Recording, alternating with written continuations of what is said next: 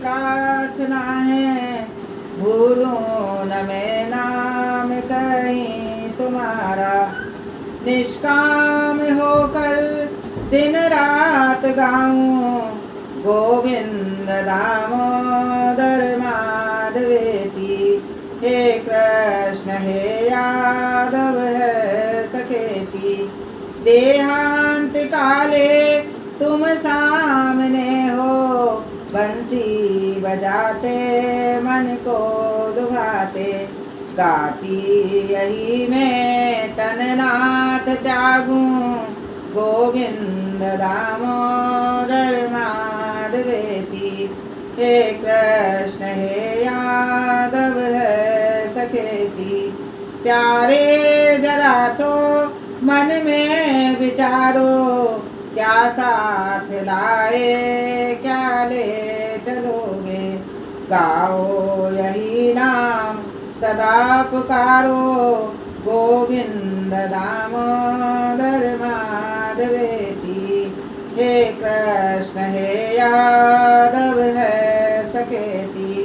नाता भला क्या जग से हमारा, आए यहाँ क्या कर रहे हो। सोचो विचारो हरि को पुकारो, गोविंद दामोदर माधवेति। हे कृष्ण हे यादव है सखेति। सच्चे सखा हैं हरि ही हमारे, माता पिता शील बंधुत प्यारे। भला इसी में दिन रात गाओ, गोविंद दामोदर माधवेति। हे कृष्ण हे यादव है सखेति। कल भक्त प्रहलाद की कथा थी। जो भी कुछ वो गुरुजी से सीख के आता था वो तो कुछ बताता नहीं था, और भगवान के बारे में, नवदा भक्ति के बारे में बताया। तो हिरण्यकश्यप को बहुत गुस्सा आया और उसने उसकी गोद से उठा के उसको फेंक दिया। मन श्री कृष्ण के नाम रूप में लीन हो जाए तभी मुक्ति मिलती है और मनुष्य का उद्धार होता है। स्वरूपा शक्ति के बिना भक्ति फलवत नहीं हो पाती। सांसारिक विषयों के प्रति प्रेम होना आसक्ति है, भगवान के प्रति प्रेम होना भक्ति है, और संसार शक्ति बंधन कारक है, भगवदा शक्ति मुक्तिदायिनी है। सुखदेव जी सावधान करते हैं, राजन आँखों में काम को ध्यान न दो और मन में स्वार्थ को स्थान नहीं दो। जगत को समता से देखो। अगर आँखों में खराबी है तो जगत भी खराब दिखाई देगा। संसार से प्रीति होने पर भक्ति नहीं हो सकती। प्रभु के स्वरूप में आसक्ति ही भक्ति है। यदि भक्ति हो तो मुक्ति भी मिल सकती है। भगवान श्री कृष्ण के सिवाय अन्य कोई भी वस्तु सुंदर नहीं है। दैत्य प्रहलाद को पीटने लगा और प्रहलाद को जरा भी दुख नहीं हुआ। प्रहलाद की भक्ति दिव्य थी, वे निर्भय था। उन्हें मारने के हेतु कई उपाय किए गए, फिर भी वे मरे नहीं। हिरण्यकश्यप को लगा कि शायद यह जादूगर है। उसने आज्ञा दी कि प्रहलाद को अंधेरे कमरे में बंद कर दो, वहाँ अन्न और जल के अभाव से मर जाएगा। प्रहलाद जी को बंदी बना दिया गया, फिर भी उन्हें किसी तरह का डर नहीं लगा। उन्होंने सोचा चलो अच्छा ही हुआ, यहाँ भी शांतिपूर्वक भजन कीर्तन कर सकूँगा। सुख में भगवत कृपा का अनुभव करने वाला सामान्य वैष्णव है, किंतु जो दुख में भी भगवत कृपा का अनुभव करे वह महान वैष्णव है। दुख में भी जो सेवा स्मरण न छोड़े वही महान वैष्णव है। देव की वसुदेव को कितना कष्ट सहना पड़ा था, फिर भी उन्होंने धैर्य नहीं छोड़ा। हम तो छोटे से दुख में भी घबराहट महसूस करने लगते हैं और सोचते हैं मैंने इतना सेवा स्मरण किया फिर भी भगवान ने कष्ट ही दिया। अतिशय दुखदायी अवस्था में भी प्रहलाद यही सोचते हैं, मेरे भगवान तो मेरे संग ही है, फिर डरना क्या। भयाक्रांत से ईश्वर दूर रहते हैं। गीता जी में कहा है कि मैं तेरे निकट हूँ, मैं तुझे देखता हूँ, फिर भी तू मुझे देख नहीं पाता। अंधेरे में भी प्रहलाद भयभीत नहीं हुए, वे कृष्ण कीर्तन करने लगे। आज उन्हें अपनी देह का भान भी नहीं था। भगवत प्रेम से जिसे देह भान नहीं रहता, उसे संसार का कोई भी विकार प्रभावित नहीं कर सकता। ठाकुर जी ने लक्ष्मी जी से पूछा, जगत में कोई जीव भूखा तो नहीं रह गया? लक्ष्मी जी ने कहा, आपका भक्त प्रहलाद कैद में भूखा है। भगवान ने कहा, देवी उसके लिए शीघ्र ही प्रसाद भेजो। लक्ष्मी जी ने प्रहलाद को अपना पुत्र मानकर अपना लिया। पार्षदों ने प्रहलाद से कहा, तुम्हारे लिए लक्ष्मी जी ने यह प्रसाद भेजा है। प्रहलाद ने प्रणाम किया। उसने सोचा कि प्रभु की मुझ पर कितनी कृपा है, उन्हें मेरी कितनी चिंता है। उन्होंने कारावास में भी प्रसाद भेजा। हिरण्यकश्यप के सेवकों को आश्चर्य हुआ। वे सोचने लगे, हम यहाँ चौकी कर रहे हैं, फिर प्रहलाद भोजन कैसे कर रहा है? यह कोई जादूगर तो नहीं है। उन्होंने जाकर हिरण्यकश्यप से बात कही। उसने कारावास में जाकर देखा तो प्रहलाद प्रसाद पा रहा था। उसने पुत्र से पूछा, प्रहलाद सच सच बता, यह भोजन तुझे किसने दिया? प्रहलाद ने कहा, माता के घर में जिसने मेरा पोषण किया था, यहाँ भी वही मेरा पोषण कर रहा है। पिताजी, यह कारावास का कमरा तो फिर भी बड़ा है, जबकि गर्भावास तो कितना छोटा होता है। वहाँ जिसने मेरा पोषण किया, मेरी रक्षा की, यहाँ भी मेरा पोषण करेगा, मेरी रक्षा करेगा। हिरण्यकश्यप सोचने लगा, यह तो किसी उपाय से भी मरता ही नहीं, कहीं मुझे मारने के लिए ही तो यह नहीं आया है। घबराकर वह अपने गुरु पुत्रों षंड और अमर्क के पास आया। राजा का निस्तेज मुख देखकर षंड और अमर्क ने आश्वासन देते हुए कहा, 5 वर्ष का एक छोटा बालक भरा तुम्हें कैसे मार सकता है?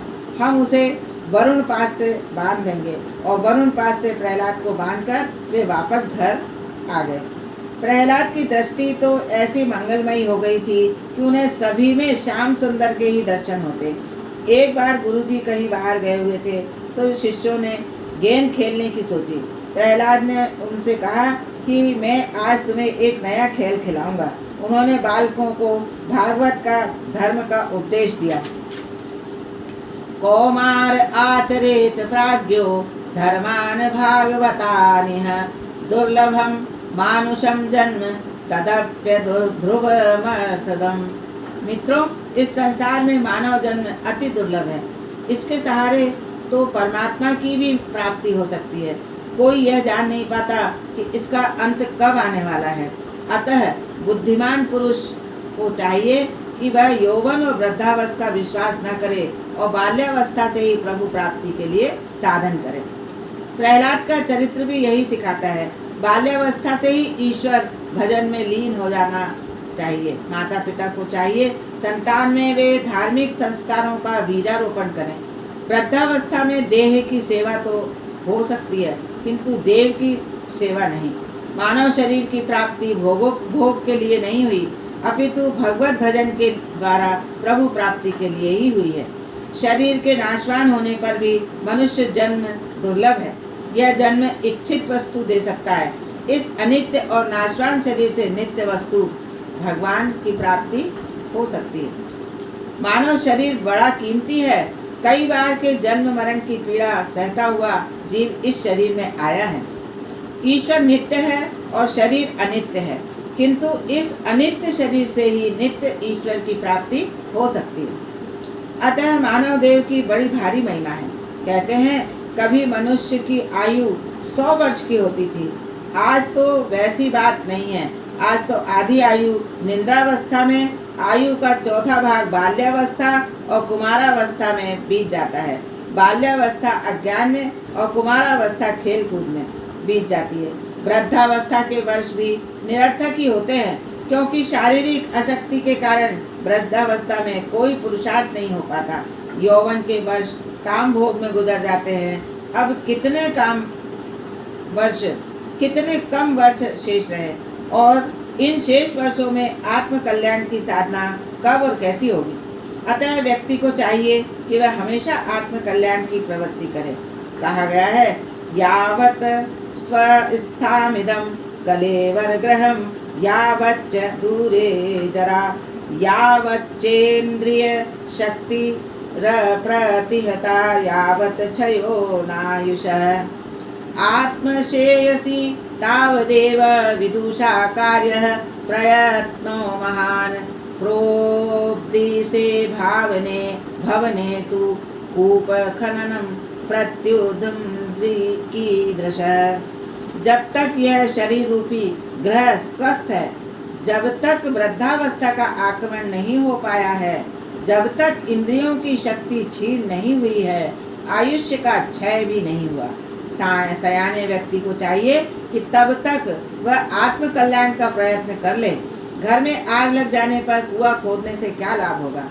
ततो यतेत कुशलः क्षेमाय भयमाश्रितः शरीरं पौरुषं यावन्न विपद्येत पुष्कलम। हमारे मस्तिष्क को कई प्रकार के भय घेरे हुए रहते हैं, अतः यह मानव शरीर जो भगवत प्राप्ति का साधन है, रोगग्रस्त होकर मृत्यु के वश हो जाए, उसके पहले ही बुद्धिमान के आत्म कल्याण का प्रयत्न करना चाहिए। वैसे तो मनुष्य दुख नहीं मानता, फिर भी दुख अचानक आ धमकता है। जिस प्रकार की प्रारब्धानुसार दुख आता है, उसी प्रकार सुख भी आता है। सुख और दुख दोनों प्रारब्ध के अधीन है, प्रारब्ध के अनुसार ही वे प्राप्त होते हैं। इसके लिए प्रयत्न अनावश्यक है। पूर्व जन्मों के कर्मों का फल है प्रारब्ध। दरिद्र संपन्न हो जाता है और संपन्न दरिद्र। प्रारब्ध अनुसार जो मिलने वाला है, उसके लिए प्रयत्न करना अनावश्यक है। अतः सांसारिक सुख भोगों की प्राप्ति के लिए प्रयत्न न करके परमात्मा को प्रसन्न करने के लिए प्रयत्न करो। परमात्मा को पाने के लिए ही प्रयत्न करो। प्रारब्ध से ही जो प्राप्त होने वाला है, उसके लिए तो सब प्रयत्न करते हैं, किंतु जिसके लिए प्रयत्न करना चाहिए उसके लिए कोई प्रयत्न नहीं करता। परमात्मा के लिए कोई कुछ भी नहीं करता। सत्कर्म में प्रयत्न प्रधान है, प्रारब्ध नहीं। सत्कर्म में बाधा डालने की शक्ति प्रारब्ध में नहीं होती। मनुष्य की अपनी दुर्बलता के कारण ही प्रभु भजन में बाधा उपस्थित होती है। बालकों ने प्रहलाद जी से पूछा, वृद्धावस्था में यदि हम भजन करें तो? प्रहलाद जी ने समझाया, भजन यौवन में ही हो सकता है। वृद्धावस्था में शारीरिक दुर्बलता के कारण ईश्वर की आराधना नहीं हो पाती। वृद्धावस्था में देह की भक्ति तो हो सकती है, देव की नहीं। बालकों ने पूछा, तो फिर हम अभी से भक्ति क्यों करें? युवावस्था में ही कर लेंगे। प्रहलाद कहते हैं, यौवन में मद उत्पन्न होता है। युवावस्था में मनुष्य इंद्रियों से प्यार करता है, वह इंद्रियों के अधीन हो जाता है। यौवन में वह कई प्रकार के मोह में फंस जाता है। अर्थोपार्जन और इंद्रियों के लालन में ही उसकी आयु क्षीण हो जाती है। यों तो आत्मा इंद्रियों का स्वामी है, फिर भी मनुष्य इंद्रियों का दास बन जाता है। यह बात सर्व में सामान्य है। बड़े बड़े विद्वान भी सारा दिन धन के पीछे मारे मारे फिरते हैं और रात को कामाग्न हो जाते हैं। विद्या का फल तो जन्म मृत्यु की व्यथा से मुक्ति और परमात्मा की प्राप्ति ही है। विद्या का फल धन या प्रतिष्ठा नहीं है। दैत्य बालकों ने पूछा, परमात्मा को प्रसन्न कैसे करें? प्रहलाद ने कहा, सभी में एक परमात्मा का ही दर्शन करो। जगत को प्रसन्न करना कठिन है, पर कृष्ण को प्रसन्न करना सरल है। तस्मात् सर्वेषु भूतेषु दयां कुरुत सौहृदम् आसुरं भावमुन्मुच्य यया तुष्यत्य धोक्षज। इसलिए तुम अपना दैत्य भाव, आसुरी संपत्ति, आसुरी भाव का त्याग करके सभी प्राणियों के प्रति दया करो, प्रेम से उनकी भलाई करो। भगवान इसी से प्रसन्न होंगे। भगवान जब कृपा करते हैं तो मनुष्य की पाश्विक बुद्धि नष्ट हो जाती है। सह यदानुव्रतः पुंसा पशुर्बुद्धिर्विद्यते। बालकों ने पूछा, प्रहलाद हमें भगवान दिखाई तो देता नहीं, फिर हम उनकी आराधना कैसे करें? प्रहलाद जी, भगवान का ध्यान करते हुए तुम तन्मय हो जाओ। जिसे जगत नहीं दिखता उसे भगवान दिखाई देते हैं। प्रहलाद ने दैत्य बालकों को समझाया कि मैंने तुम्हें जो कुछ भी उपदेश दिया है वह मेरा अपना नहीं है, अपितु नारद जी का है। बालकों ने पूछा, प्रहलाद तेरी आयु अभी छोटी है, फिर तू नारद जी से कैसे मिल सका? प्रहलाद जी ने कहा, जब मेरे पिताजी मंदराचल पर्वत पर तप करने गए थे, तब इंद्रादि देवों ने दानवों पर आक्रमण कर दिया। इंद्र मेरी माता को बंदिनी बनाकर ले जा रहे थे। कि मार्ग में नारद जी मिल गए। उन्होंने इंद्र से कहा, कयाधु को मुक्त कर दो, इसके गर्भ में प्रभु का परम भक्त समाया हुआ है। इंद्र ने मेरी माता को मुक्त कर दिया। मेरी माता नारद जी के आश्रम में गई। मैं जब गर्भवासी था तब माता ने संतों की बड़ी सेवा की थी। वह कथा कीर्तन में जाती थी। वहाँ उसे तो कभी नींद आ भी जाती थी, किंतु मैं तो बड़ी तत्परता से कथा कीर्तन सुनता रहता था। निंद्रा देवी कथा कीर्तन में बाधा उपस्थित करती है। कुंभकर्ण की पत्नी निंद्रा देवी ने विधवा होने पर राम जी के पास आकर पूछा, अब मैं कहाँ जाऊँ? रामचंद्र जी ने कहा, जहाँ चाहो वहाँ जा सकती हो। निंद्रा देवी ने कहा कि मैंने निश्चय किया है, जहाँ आपका कथा कीर्तन होगा वहीं मैं अपना आसन जमाऊंगी। पंच प्राण को कान में रखकर कथा सुनो। मैं तुम्हें और तो क्या कहूँ, मेरे प्रभु को प्रसन्न करने का साधन तो कीर्तन ही है। एक बार मीराबाई अन्य भक्तों के साथ कीर्तन कर रही थी। कई लोगों की ताल ठीक न थी। जब शरीर का भी भान नहीं रहता फिर ताल की बात ही क्या। किसी ने बड़े बड़े अक्षरों में लिखा है, ताल से गाओ। अगले दिन मीराबाई ने यह पढ़ा तो उन्होंने उसे रद्द करके लिखा, प्रेम से गाओ। कीर्तन में ताल की अपेक्षा प्रेम प्रधान है। कीर्तन करने से मन का कलुष धुलता है और हृदय निर्मल होता है। प्रहलाद बालकों को समझा रहे हैं, नाम ही ब्रह्म है। ईश्वर का निर्गुण स्वरूप अति सूक्ष्म है। जब तक मन बुद्धि अति सूक्ष्म नहीं हो पाते तब तक ईश्वर के निर्गुण स्वरूप का अनुभव नहीं हो सकता। ईश्वर का सगुण स्वरूप अतिशय तेजोमय है। प्रभु के सगुण स्वरूप का साक्षात्कार करने की शक्ति मनुष्य में नहीं है। अर्जुन ने कहा था कि भयेन च प्रव्यथितम मनो में, अर्थात आपका यह रूप देखकर मेरा मन भय से बहुत व्याकुल हो जाता है। नाम ब्रह्म का दर्शन और अनुभव तो सभी कर सकते हैं। कीर्तन में तालियां बजाने से नाद ब्रह्म की अनुभूति होती है। नाद ब्रह्म और नाम ब्रह्म के एक को होने पर ब्रह्म का प्रागट्य होता है। नाम ब्रह्म के साथ नाद ब्रह्म का संयोग होने पर प्रभु को प्रकट होना ही पड़ता है। तालियां बजाकर कीर्तन करो, प्रभु सभी को देखते हैं। कीर्तन में जो तालियां नहीं बजाता उसके लिए भगवान सोचते हैं कि मैं मूर्ख हूँ जो मैंने इसे 2 हाथ दिए, किंतु इसके अगले जन्म में मैं अपनी भूल सुधार लूँगा और उसे 2 पाँव और दूंगा। प्रभु भजन में तालियां बजाने में शर्म क्यों? पाप से शर्म करो, पाप करने में हेठी है। जो प्रभु भजन में तालियां बजाने से कतराता है उसे अगले जन्म में परमात्मा हाथ की जगह 2 पाँव देते हैं, उसे चौपाया कर देते हैं। अतः प्रेम से तालियां बजाकर संकीर्तन करो। प्रहलाद जी ने बालकों को आज्ञा दी, प्रेम से कीर्तन करो। न दानम न तपो न चेज्या न शांतम न व्रतानि च प्रीयतेम लया भक्त्या हरिरन्यद विडम्बनम। भगवान को प्रसन्न करने के लिए दान, तप, यज्ञ, शौच, व्रत आदि ही पर्याप्त नहीं है। वे तो केवल निष्काम प्रेम भक्ति से ही प्रसन्न होते हैं। अन्य सब कुछ तो मात्र विडंबना है। अतः भक्ति करो। प्रहलाद जी सभी से कीर्तन मंत्र जप कराने लगे। हरे राम राम राम हरे हरे, हरे कृष्णा कृष्णा कृष्णा हरे हरे। यह मंत्र कली संतरण उपनिषद का है। यह महामंत्र, इसके जाप करने के लिए किसी भी विधि की आवश्यकता नहीं है। इस मंत्र का जाप चाहे जिस स्थिति में स्नान किए बिना भी हो सकता है। रास्ते में चलते चलते जूतों सहित भी इसका नाम जप कर सकते हैं। सभी बालक तालियां बजाते हुए हरे राम राम राम हरे हरे का कीर्तन करने लगे। कथा में कीर्तन भी होना चाहिए और कीर्तन के बिना कथा परिपूर्ण नहीं होती। कीर्तन से पाप जलते हैं, हृदय विशुद्ध होता है, परमात्मा हृदय में आ बसते हैं। अतः प्रेम से कीर्तन करो। प्रहलाद जी तन्मय हो गए और राधा कृष्ण का दर्शन करके थे नाचने लगे। बालक भी प्रभु भजन में मग्न होकर नाचने लगे। इतने में शंडामर्क आए। उन्होंने सोचा कि हिरण्यकश्यप ने कहीं यह जान लिया तो बड़ा अनर्थ होगा। उन्होंने प्रहलाद से कहा, यह क्या उधम मचा रहे हो, बंद करो यह कीर्तन। परंतु उनकी कौन सुनता। मन तो श्री कृष्ण में जा लगा था। प्रहलाद ने भी नहीं सुना। शंडामर्क ने दौड़कर प्रहलाद का हाथ पकड़ा। प्रहलाद के शरीर में 2 दिव्यता आ गई थी। शंडामर्क ने उनका स्पर्श किया तो वे भी नाचने लगे। उसी दिन हिरण्यकश्यप ने सोचा, मैं भी तो जरा देखूं कि गुरुजी कैसी शिक्षा दे रहे हैं। उसने वहां एक सेवक भेजा। सेवक ने समूह नृत्य देखा तो सोच में पड़ गया।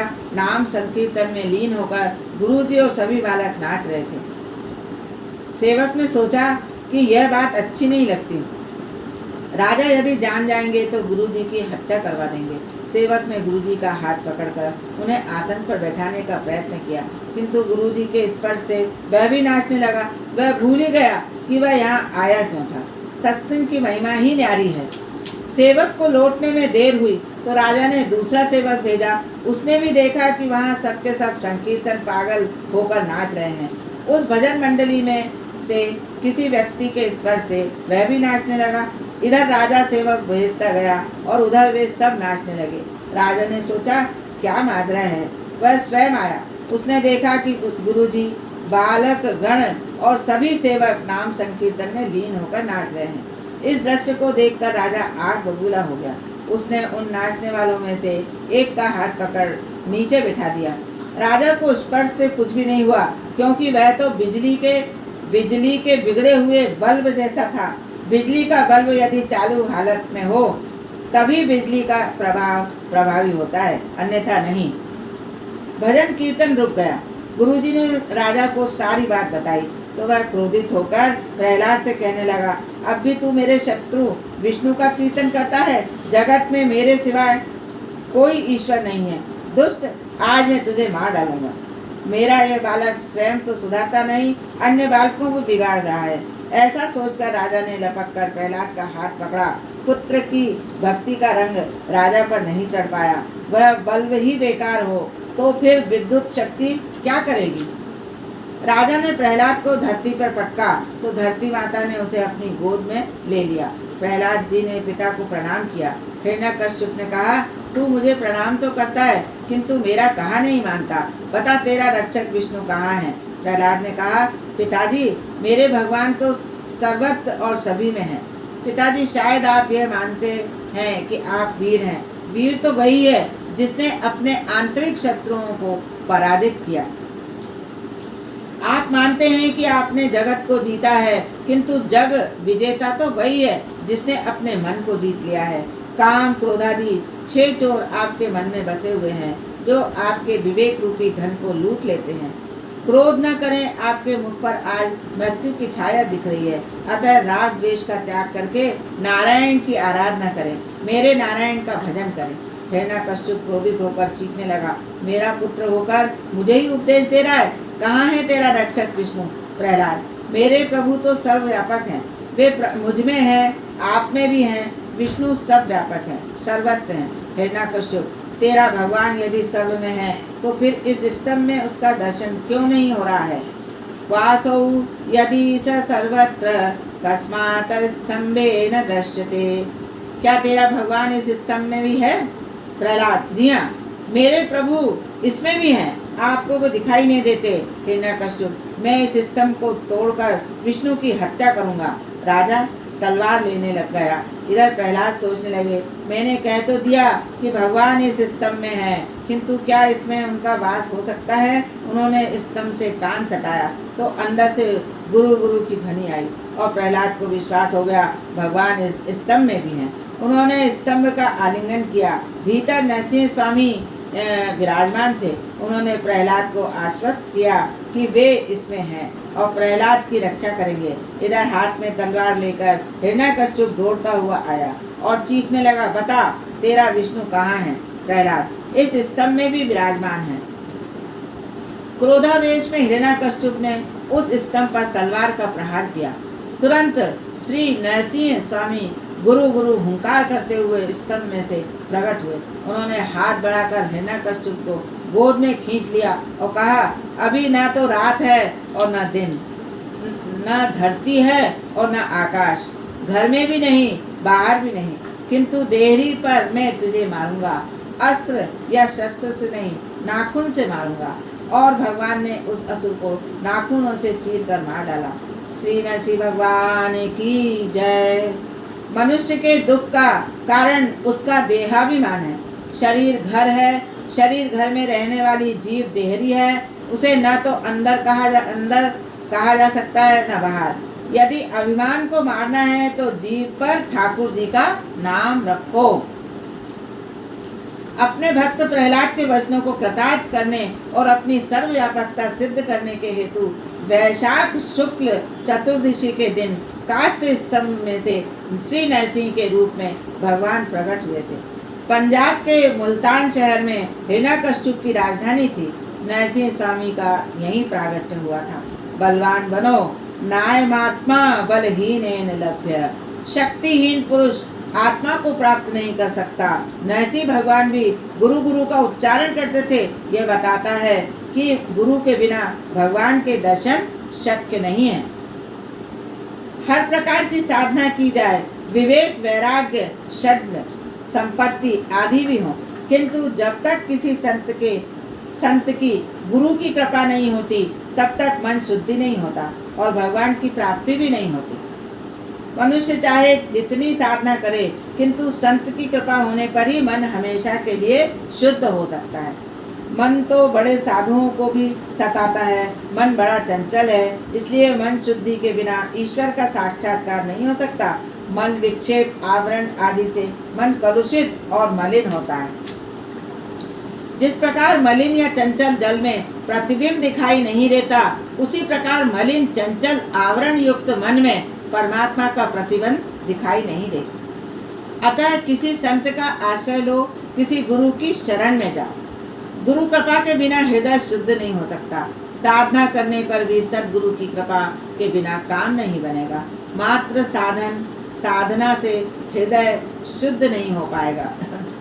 नरसिंह स्वामी ने गुरु शब्द का उच्चारण करके जगत को बताया कि सद्गुरु की कृपा के बिना प्रभु का साक्षात्कार नहीं हो सकता। नामदेव के भी गुरु के बिना ज्ञान नहीं हो पाया था। एक बार महाराष्ट्र में संतों की एक मंडली सी बन गई थी। भक्त मंडली के संतों की परीक्षा करने के लिए मुक्ताबाई ने गोरा कुमार से कहा। नामदेव को अभिमान था कि वह भगवान का प्यारा है और उससे बातें भी करते हैं। गोरा कुमार सभी के सिर पर एक एक चपत लगाकर परीक्षा करने लगा। उसने नामदेव के मस्तक पर भी चपत लगाई। प्रकट में तो नामदेव ने कुछ कहा नहीं, किंतु उनका मुंह फूल गया। अभिमानवश उन्होंने सोचा, क्या कहीं मिट्टी के बर्तन की भांति मेरी परीक्षा हो सकती है? अन्य भक्तों के भाव अपरिवर्तित रहे। नामदेव के मस्तक पर भी चपत लगाई। प्रगट में तो नामदेव ने कुछ नहीं कहा, किंतु उनका मुंह फूल गया। अभिमानवश उन्होंने सोचा, क्या कहीं मिट्टी के बर्तन की भांति मेरी परीक्षा हो सकती है? अन्य भक्तों के भाव अपरिवर्तित रहे। गोरा कुम्हार ने अपना निर्णय सुनाया। सभी के भांडे पक्के हैं, किंतु इस नामदेव का कच्चा है। यह सुनकर नामदेव बोले, तुम्हारा सिर ही कच्चा है। तुम्हें शिक्षा की आवश्यकता है। नामदेव ने विट्ठल नाथ जी के पास आकर यह घटना सुनाई। विट्ठल नाथ जी ने कहा, नामदेव, यदि मुक्ताबाई और गोरा कुमार कहते हैं कि तेरा सिर कच्चा है, तो तू अभी कच्चा ही है। नामदेव, तुझे अभी तक सर्वव्यापक ब्रह्म के स्वरूप का अनुभव ही नहीं हुआ। तूने अब तक किसी सद्गुरु का आश्रय ही नहीं लिया। तू मंगलवेढ़ा में रहने वाले मेरे भक्त बिसोबा खेचर के पास जा, वह तुझे ज्ञान देंगे। नामदेव बिसोबा को ढूंढते हुए शिव मंदिर में पहुंचे। वहां देखा तो बिसोबा खेचर शिवलिंग पर पांव पसार कर सोए हुए थे। यह दृश्य देखकर नामदेव सोचने लगे कि जो व्यक्ति भगवान का ही अपमान कर रहा है, वह मुझे क्या शिक्षा देगा। बिसोबा पहले ही जान गए थे कि नामदेव आ रहे हैं, अतः वे उन्हें शिक्षा देने के हेतु ही शिवलिंग पर पांव पसार कर सोए थे। नामदेव के बिसोबा ने कहा, शिवलिंग पर से पांव हटा लो। बिसोबा खेचर ने कहा, मेरे पांव उठाकर तू दूसरे स्थान या दूसरी दिशा में रख दे जहाँ शंकर नहीं हो। नामदेव बिसोबा के पांव इधर उधर करने लगा, किंतु जहाँ भी वह खेचर का पांव रखता वहीं शिवलिंग प्रकट हो जाता था और इस प्रकार सारा मंदिर शिवलिंगों से भर गया। यह देखकर नामदेव आश्चर्य में डूब गया। विसोबा ने कहा, तू वास्तव में अभी कच्चा ही है। तू ईश्वर का दर्शन सभी स्थानों में नहीं कर सकता। विश्व में भगवान तो हर जगह व्याप्त है। तू सभी जड़ चेतन में ईश्वर को निहार। इस प्रकार जब भक्ति और ज्ञान का साथ मिल गया तो नामदेव सभी में और हर जगह ईश्वर का दर्शन करने लगे। ज्ञान प्राप्त करने के बाद नामदेव वापस लौटे। लौटते हुए रास्ते में किसी वृक्ष के नीचे बैठकर वे भोजन की तैयारी कर रहे थे कि एक कुत्ता रोटी लेकर भागा। आज तो नामदेव ने उस कुत्ते में भी भगवान का ही दर्शन किया। रोटी सूखी थी, अतः वे घी लेकर उस कुत्ते के पीछे चिल्लाते हुए दौड़े। अरे रुक जा, रोटी सूखी है, घी तो चुपड़ दूं। यदि गुरु ही सांसारिक बंधनों में और विषयों में फंसा हुआ है तो निश्चय जानो कि वह तुम्हें सांसारिक बंधनों से मुक्त नहीं करा सकेगा। यदि यह मान ले कि ईश्वर सर्वव्यापी है तो पाप करने के लिए कोई स्थान ही नहीं रहेगा। ईश्वर की सर्वव्यापकता का अनुभव हो जाने के पश्चात पाप करने के लिए न कोई स्थान रहेगा और न समय मिलेगा।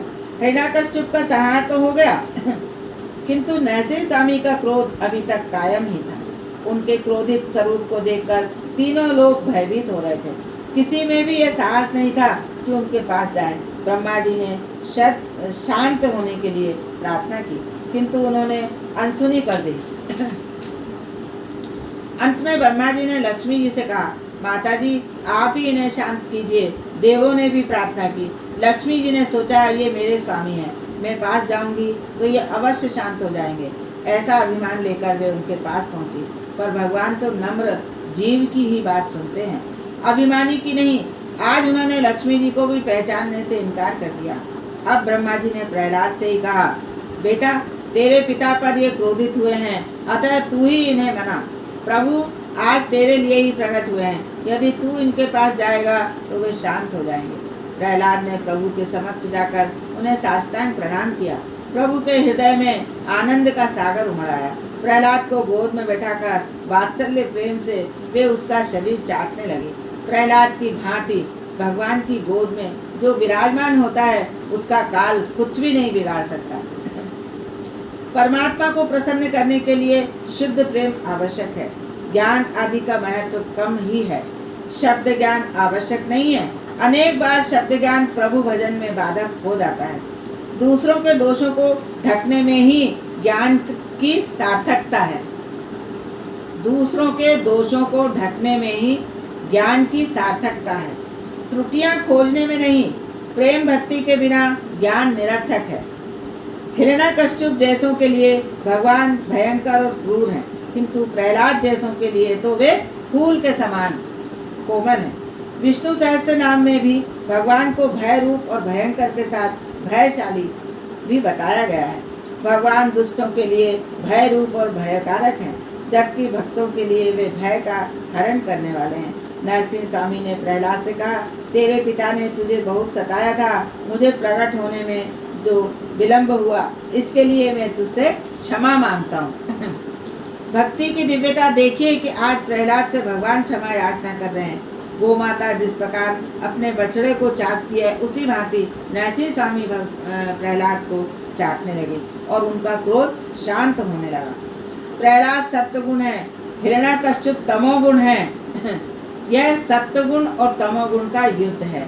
इसमें भगवान प्रहलाद का सत्वगुण का पक्ष लेते हैं। शुद्ध सत्वगुण के आगे तमोगुण का नाश अवश्य होता है।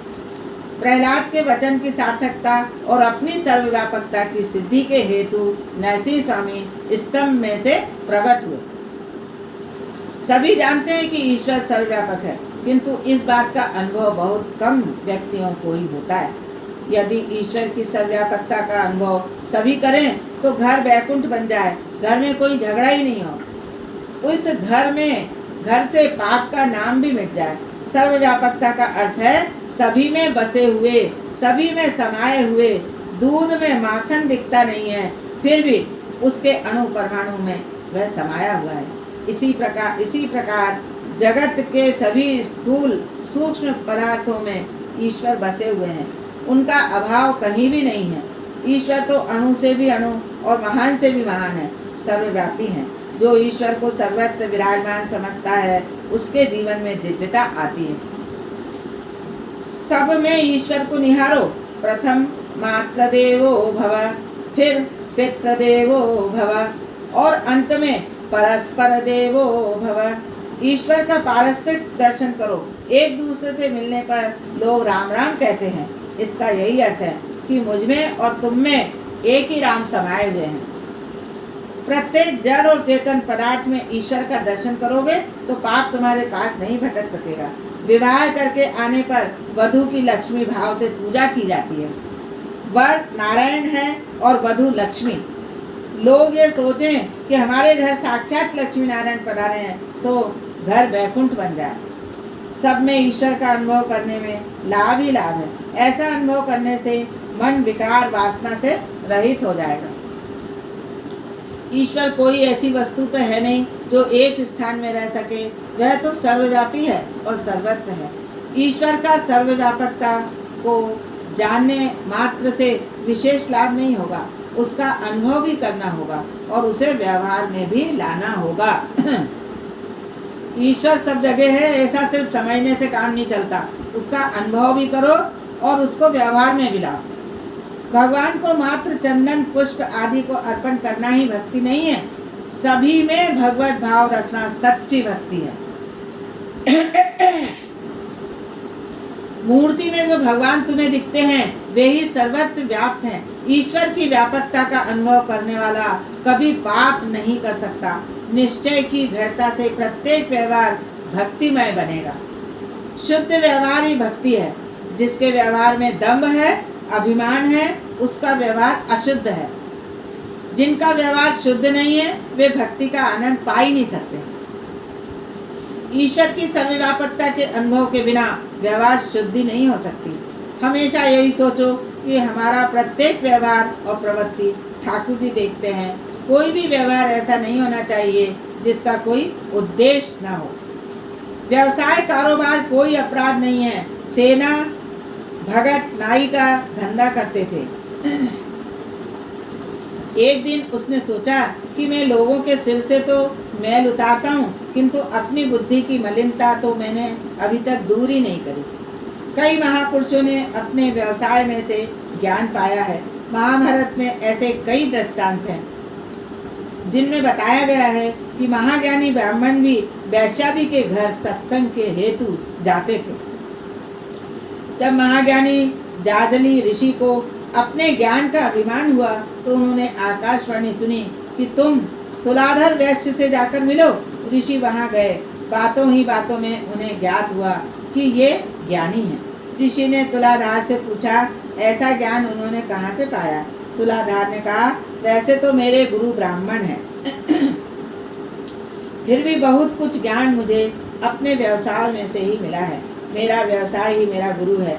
मैं श्रम के अनुपात से ही लाभ लेता हूँ। तुला की डांडी की भांति मैंने अपने मन और बुद्धि को सरल और सम बना लिया है। वैश्य लाभ नफा न कमाए तो अपने कुटुंब का परिपालन कैसे करेगा? नफा कमाना अपराध नहीं है, किंतु अनुचित नफा लेना गुनाह है। कवि श्यामल भट्ट के छप्पे में वणिक के गुणा का पारिभाषिक चित्रण द्रष्टव्य है। वणिक तेहनु नाम जेह झूठू नव बोले। वणिक तेहनु नाम तोल पोछू नव तोले। वणिक तेहुनम नाम बापे बोल्यूं तपाले। वणिक तेहुनम नाम ब्याज सहित धन वाले। विवेक तोल ए वणिक कनु सुल्तान तोल ए शाब छे। बेपार चूके जो वाणियो दुख दावा नल थाय छे। जो झूठ नहीं बोलता, जो कम नहीं तोलता, जो पिता की टेक को निभाता है, जो ब्याज सहित ऋण को भुगतान करता है, जिसका तोल प्रामाणिक है और विवेक ही जिसकी तुला है, वह बनिया है। यदि वणिक व्यापार के आचार धर्म में चूकता है तो उसके दुष्प्रभाव से समाज पीड़ित होता है। वाणिज्य भी भक्ति है। ऐसा मत सोचो कि भक्ति केवल मंदिर में ही की जा सकती है। भक्ति हर जगह की जा सकती है। ईश्वर से अभिव्यक्त रहकर किया गया व्यवहार भक्ति है। ईश्वर से कभी अलग नहीं हो। सुखदेव जी साधन करते हैं, यदि मनुष्य ग्राहक में ईश्वर का दर्शन करके व्यापार करे तो उसका वह फल व्यापार भी भक्ति है। योग्य लाभ काम कमाया वैष्णव का धर्म है, किंतु जब भी ग्राहक के साथ व्यापारी बातचीत करने लगता है तो वह यह भूल जाता है कि इस ग्राहक में भी भगवान है। इस प्रकार का अनुचित व्यापार पापमय हो जाता है। दुकान में स्थापित प्रभु के सम्मुख ही बहुत से व्यापारी पाप करते हैं। 5 का माल 25 में देते हुए कहते हैं मैं यह मूल कीमत में दे रहा हूँ। ऐसा कभी न करो। भगवत कथा मन को सावधान करने के लिए है। अनुभव करो कि प्रभु सर्वव्यापी है, सर्वत्र है। मैं जो कुछ बोलता हूँ उसे भगवान सुनते हैं, मैं जो कुछ देखता हूँ उसे भगवान देखते भी हैं। मनुष्य का शारीरिक पाप तो समाज भी देख सकता है, किंतु उसका मानसिक पाप केवल परमात्मा ही देख सकते हैं। मानसिक पाप सबसे बुरा है। बिल्कुल पाप न करना बड़ा पुण्य है। नरसिंह भगवान स्तंभ में से प्रकट हुए थे। चेतन में ही नहीं, जड़ में भी ईश्वर का दर्शन करो। ईश्वर जड़ और चेतन दोनों में है। लौकिक दृष्टि से पृथ्वी जड़ है, किंतु इसमें भी ईश्वर की भावना रखनी चाहिए। प्रहलाद अटल निष्ठावान थे। वे सभी में ईश्वर को निहारते थे। अनेक में एक प्रभु का दर्शन करना ही भक्ति है। सभी में जो एक तत्व को देखे वही ज्ञानी है। ज्ञानी एक में अनेक का लय करता है। तुम भी उसी तरह एक में अनेक का लय करो। यह वेदांत की प्रक्रिया है। अनेक में एक को देखो। वैष्णव अनेक में एक को देखते हैं। शाब्दिक भिन्नता हो सकती है। वैष्णव अनेक में एक को देखते हैं। शाब्दिक भिन्नता हो सकती है, किंतु ज्ञान मार्ग और भक्ति मार्ग में वैसी कोई भिन्नता नहीं है। हनुमान जी ने सीता माँ को मुद्रिका दी तो उसमें उन्होंने राम के दर्शन किए। एक परमात्मा ही सत्य है जो अनेक में बसे हुए हैं। अनेक में एक को देखना भक्ति है। एक में अनेक को देखना ज्ञान है। शरीर में यदि प्राण आत्मा का अभाव हो तो उस शरीर की कीमत ही क्या। ज्ञानी बाह्य रूप रंग नहीं देखते, किंतु बाह्य रूप रंग की सुंदरता के कारणभूत ईश्वर का ही चिंतन करते हैं। भगवान शंकराचार्य ने दुख से कहा था, लोग मांस की देह की मीमांसा तो करते हैं, किंतु आत्मा की मीमांसा कोई नहीं करता। नरसिंह भगवान ने प्रकट होते हुए समय गुरु शब्द का उच्चारण किया था। यह सच है कि ईश्वर सर्वत्र है, किंतु जब तक सद्गुरु से दिव्य दृष्टि न मिले तब तक ईश्वर के दर्शन नहीं किए जा सकते। जो जितेंद्रिय है वही स्वतंत्र है। अमर्यादित स्वतंत्रता मनुष्य को स्वेच्छाचारी बनाती है। अतः स्वतंत्र और स्वच्छंद न बनो। स्वतंत्र और स्वच्छंद न बनो। बुद्धि का कभी विश्वास नहीं करो। किसी संत को गुरु बनाकर उसके अधीन रहो। जो तुम्हें पाप करने से रोके ऐसे किसी संत के अधीन रहो। गुरु करना ही चाहिए, किंतु गुरु बनाने के पूर्व अच्छी तरह परख लेना चाहिए जिस व्यक्ति को तुम गुरु बना रहे हो वह योग्य और सुपात्र भी है या नहीं। वर्तमान जगत के किसी महापुरुष में यदि तुम्हें श्रद्धा नहीं है तो प्राचीन महात्माओं को ही गुरु मानकर उनके अधीन रहो। महापुरुष अमर होते हैं। शंकराचार्य और वल्लभाचार्य जैसे संत अमर हैं। उन्हें गुरु मानकर उनकी सेवा करो, उनका आश्रय लो। गुरु के बिना कल्याण नहीं हो सकता। किसी संत के चरणों का आश्रय लेने पर सद्गुरु कृपा करेंगे। यदि संत कृपा करेंगे तो तुम्हारी मानसिक वासना और विकारों का नाश होगा। मन बुद्धि की वासना संत सेवा के बिना दूर नहीं होती। मन पर सत्संग सेवा का अंकुश रखो। बुद्धि को किसी संत के चरणों में लगा दो। जब तक बुद्धि परमात्मा से विवाहित न हो जाए तब तक उसे संत के अधीन ही रखो। सद्गुरु की कृपा के बिना हर किसी में ईश्वर का दर्शन नहीं हो सकेगा। मंत्रमाला मूर्ति तथा गुरु बार बार बदलने ठीक नहीं है। अपनी माला किसी और को नहीं दो। नरसिंह स्वामी का प्रागट्य स्तंभ में से हुआ था।